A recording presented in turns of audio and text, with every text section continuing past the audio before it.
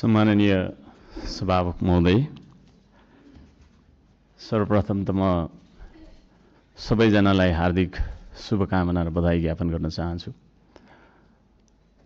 आफ्नो मनको विचार राख्नुभन्दा पनि म जनताले हामीलाई के का लागि यहाँ पठाएका छन् भन्ने बारेमा बुँदागत रूपमा जनताका मागहरू वाचन गरेर सुनाउन चाहन्छु। तर त्योभन्दा पहिला चाहिँ हामीले पक्कै पनि यो देश बनाउनका लागि, देश परिवर्तन गर्नका लागि भनेर आएका छौँ। सबैभन्दा पहिला आफूले आफैलाई परिवर्तन गर्नुपर्छ भन्छु म। अघिल्लो शपथ ग्रहणको दिन पनि हामी 12 मिनेट 46 सेकेन्ड ढिलो थियौँ भने आज 16 मिनेट 55 सेकेन्ड हामी ढिलो भएका छौँ। जनताले हामीलाई यसरी ढिलो गर भनेर यहाँ पठाएको हो जस्तो मलाई लाग्दैन। त्यसो भएको कारणले प्रत्येक मिनेटको महत्त्व यो सदनले बुझोस्, सरकारले बुझोस्, हामी सबैले बुझौँ। नेपाली हो, नेपाली समय हो, 2 बजेको बैठक 3 बजे जाँदा पनि हुन्छ, 4 बजे जाँदा पनि हुन्छ, जे गर्दा पनि नेपाल हो, नेपाली हो भन्ने खालको जुन भाष्य हामीले मनमा लिएर बसेका छौँ, यही सबैभन्दा मुख्य कारण हो हामीले उन्नति गर्न नसक्नुको। त्यसो भएको कारणले गर्दाखेरि सभामुख महोदय मार्फत म सम्पूर्ण सदन, सरकार सबैलाई ध्यान आकर्षण गराउन चाहन्छु। आउँदा दिनमा हामी बैठक सुरु हुनुभन्दा थोरैमा पनि 5 मिनेट अगाडि उपस्थित हुनुपर्छ। म यो माग राख्न चाहन्छु। हामी विभेदको अन्त्य गर्छौँ भनेर यहाँ भनिरहेका छौँ। भर्खरै पनि पूर्ववक्ता माननीयज्यूहरूले थुप्रै कुराहरू राख्नुभयो, आफ्नो मनको कुराहरू। तर यहाँ यही सदनभित्र पनि विभेद भइरहेको छ। सत्ता पक्षले 30 मिनेट बोल्दा पनि हुने, 40 मिनेट बोल्दा पनि हुने, प्रतिपक्षले अलि सानोले हैन 3 मिनेटमा सकिहाल्नुपर्ने, 2 मिनेटमा सक्नुपर्ने। हामी पनि जनताले चुनेर पठाएका जनमत प्राप्त जनप्रतिनिधि हौँ। त्यसो भएको कारणले गर्दाखेरि हामीले आफ्ना क्षेत्रका आवश्यकताहरू, आफ्ना तपाईको चाहिँ के अरे मागहरू राख्नका लागि प्रशस्त समय दिनुपर्दछ। त्यो खालको सदन हामीले बनाएर हामीले त्यो खालको सदन अभ्यास गर्नुपर्दछ भन्ने माग राख्न चाहन्छु। म आफ्नो मनको कथा म यहाँ गाउन चाहन्न। अब मेरो आफ्नो मन्तव्य राख्नुभन्दा पनि सरकारले कसो गर्नुपर्ने हो त? हिजो इतिहासमा हामीले के गर्यौँ, कसले के गर्यो, कुन नेताले के गर्यो, कतिको तपाईँको हामीले सङ्घर्ष गर्यौँ, के गर्यौँ भनेर नआवश्यक छ जस्तो मलाई लाग्दैन। हामी के गरिरहेका छौँ आज र भोलि के गर्ने हो भन्नेतर्फ सरकारले आफ्नो नीति तथा कार्यक्रम बनाउँदाखेरि यस्ता कुराहरूलाई पनि समावेश गरोस् भनेर चाहिँ म यहाँ जनताको मागहरू, राष्ट्रिय स्वाधीनताको, हाम्रो सम्प्रभुताको, जनताले चाहेका कुराहरू के कस्ता छन् त भन्ने कुरा म बुँदागत रूपमा वाचन गर्न चाहन्छु। पृथ्वी रहउन्जेलसम्म यो देश रहिरहनुपर्छ, हाम्रो देशको चन्द्र सूर्य अङ्कित झण्डा रहिरहनुपर्छ। त्यो मान्यता हामी राख्दछौँ, श्रम संस्कृति पार्टीले त्यो मान्यता राख्दछ। त्यसो भएको कारणले गर्दाखेरि देशको स्वाधीनता, भू राजनैतिक सन्तुलन र असंलग्न परराष्ट्र नीतिलाई बचाइराख्न सैन्य रणनीति उद्देश्यका साथ सुरु गरिएको असमान राष्ट्रघाती व्यापारिक सन्धि सम्झौता एमसीसीलाई खारेज गर्नुपर्दछ भनेर म माग गर्न चाहन्छु। 2 नम्बरमा सीमावर्ती क्षेत्रमा छिमेकी मुलुकहरूले गरिरहेको गतिविधिलाई सक्रिय रूपमा नेपाल सरकारले निगरानी राख्नुपर्दछ र संयुक्त राष्ट्र सङ्घ लगायतका निकायहरूमा गएर हाम्रो देशका 4 किल्ला कति हो त हाम्रो भूगोल भन्ने सिमाना यकिन गरेर सिमानाको रक्षार्थ नेपाली सेनालाई खटाउनु पर्दछ भन्ने म माग राख्न चाहन्छु। नेपाली जनताले यो माग राखेको कुरा म जानकारी गराउन चाहन्छु। जनताले सोझै चुन्न पाउने प्रत्यक्ष कार्यकारीको चुनाव गर्नेतर्फ सरकारको नीति तथा कार्यक्रम अगाडि बढोस्। यदि सरकारले 2/3 नजिकको सरकारले त्यो कुरा अगाडि सार्छ भने त्यसमा हामी सबैले सहयोग गर्नुपर्दछ।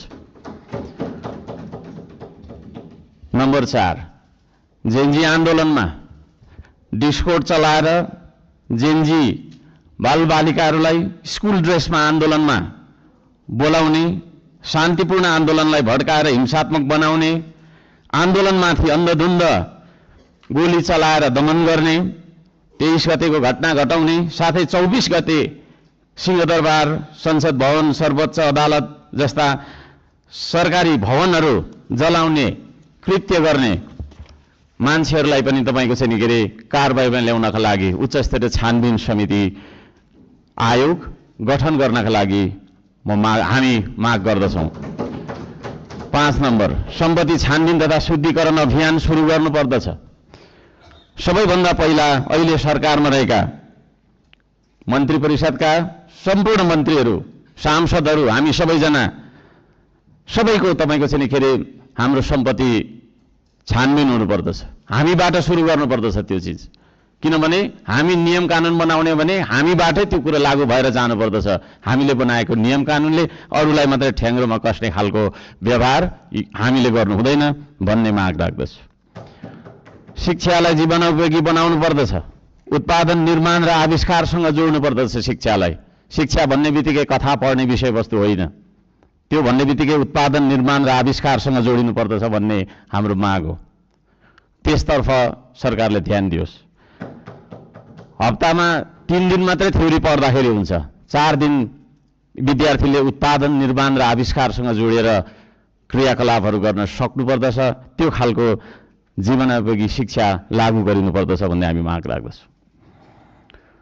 7 नम्बरमा, खेतीबारीको समस्या हल नगरी देशको आर्थिक समस्या हामीले सुल्झाउन सक्दैनौँ, आर्थिक उन्नति हुन सक्दैन। त्यसो भएको कारणले कृषिमा देखिएका समस्याहरू पहिचान गर्ने र समस्या हल गर्ने सबै खालका तपाईको प्राविधिक उपायहरू अपनाउने काम गरिनुपर्दछ भन्ने ध्यान आकर्षण गराउन चाहन्छु। नम्बर 8 मा, कम्तीमा एक पालिकामा एउटा उद्योग हुनुपर्दछ, एक परिवारमा एकजना रोजगार हुनुपर्दछ। त्यो खालको नीति हामीले अपनाउनु पर्दछ। बन्द गरिएका उद्योगहरूलाई पुनः सञ्चालन गर्ने साथै नयाँ उद्योगहरूको स्थापना गर्ने नीति तथा कार्यक्रम सरकारले ल्याउनु पर्दछ भन्ने ध्यान आकर्षण गर्न चाहन्छु। 9 नम्बरमा, जनताको सेवा सुविधा, विकास र समृद्धिमा सार्वजनिक हितका लागि प्राकृतिक स्रोत साधन ढुङ्गा, गिटी, माटो, खोला, नाला, खानी, खनिज, वन जङ्गल जस्ता स्रोत साधनका सदुपयोग गर्न पाउने गरी सहज किसिमको चाहिँ नियम कानुन बनाउनु पर्दछ। कहीँ कतै हामी हुन्छ म सक्छु अब, र यी सम्पूर्ण स्रोत साधनलाई परिचालन गरेर चाहिँ हाम्रो देशलाई समृद्ध बनाउन तर्फ हामीले ध्यान दिनुपर्दछ भनेर भन्न चाहन्छु। म यहाँ शुभकामना मात्रै दिनुभन्दा सरकारको नीति तथा कार्यक्रमको कुन दिशामा जानुपर्दछ भन्ने एउटा सल्लाह सुझाव र प्रस्ताव प्रस्तुत गर्न चाहन्छु।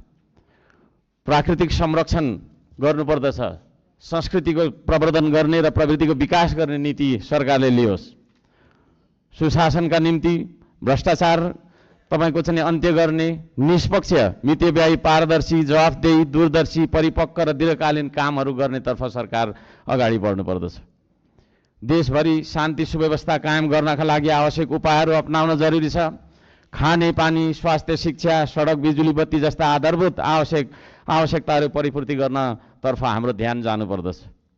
राम्रोसँग अध्ययन नगरी हतार सरकारले ल्याएका कार्यक्रमहरू लागू गर्नु हुँदैन। कुनै निर्णय गर्नु अघि तपाईको प्रतिपक्षी दलहरूसँग सल्लाह गरेर सबै पक्षको उचित सल्लाह लिएर चाहिँ सरकार अघि बढे। निर्णय गर्दै पछि हट्नुपर्ने नियतिबाट होइन सरकार बच्न सक्दछ। अहिले भर्खरै वृद्ध भत्ता, विद्यार्थी संगठन, ब्रिज कोर्स जस्ता सम्बन्धमा निर्णयहरू जुन गरिएको छ यसलाई पुनर्विचार गरियोस् भन्न म चाहन्छु।